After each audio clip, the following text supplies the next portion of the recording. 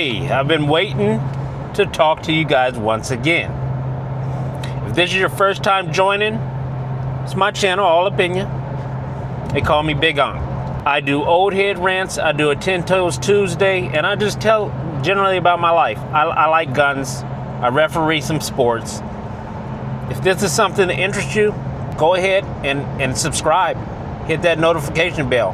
Hit that like button for me, up or down, it really doesn't matter to me. If this isn't for you, and we're only 40 some seconds in, go ahead and click off, no hard feelings. You may want to come back at a later date, see what's going on with old But let's get into it today.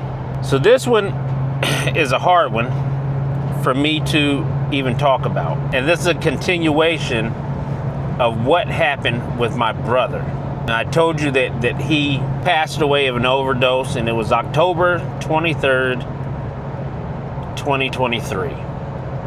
2 days before my daughter's birthday. But we're only gonna go back 2 weeks on this one. Addiction and dealing with people that's addicted to, whether it be alcohol, narcotics, whatever it is. It's hard. It's hard on those family members. I was lucky. My brother never stole from me. He was never violent. We always had a good relationship. You would not know he could hide his addiction very well. But let me tell you how this affected him. So no, we're not going to talk about the 2 weeks before. I'm going to tell you how he ended up going out to stay with my parents and turn his life around.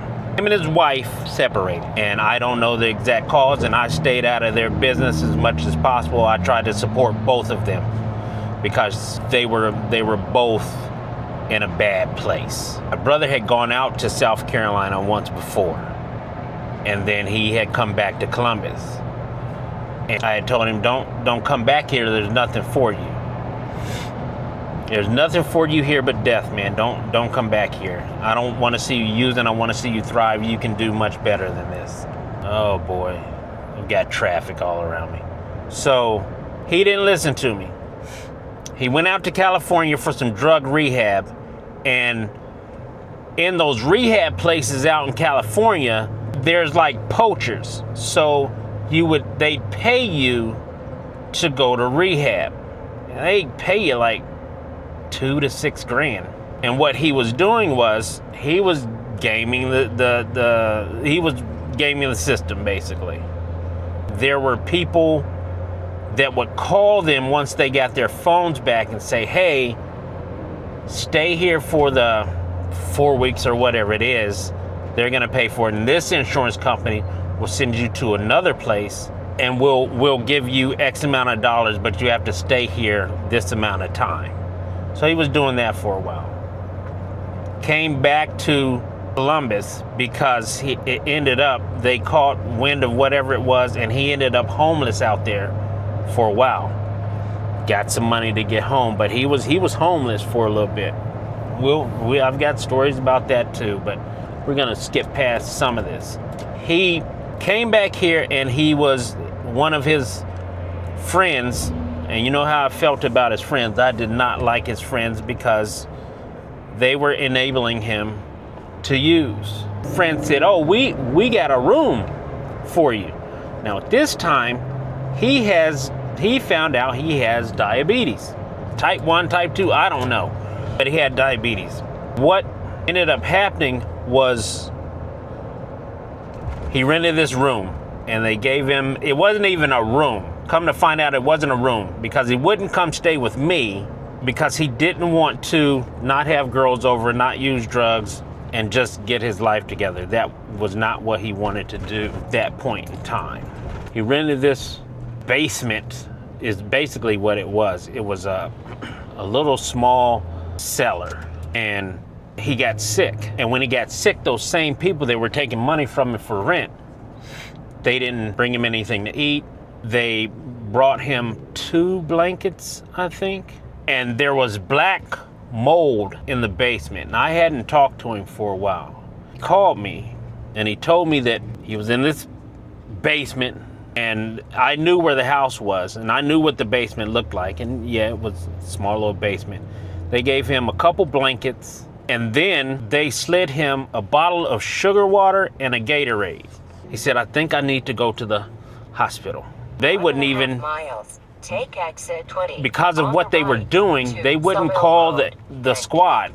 They would not call the squad to have them come and take him. I forget how he got to the hospital, but when he got there, he had just about died. He was there for 4 days, and I got to go see him on the second day. My dad came up from South Carolina. We're all sitting in this hospital room. And I said, look, man, you almost died.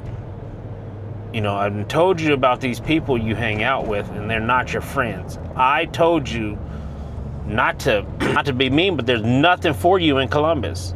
There's nothing left for you. Don't come back here. I don't want to see you back in Columbus again.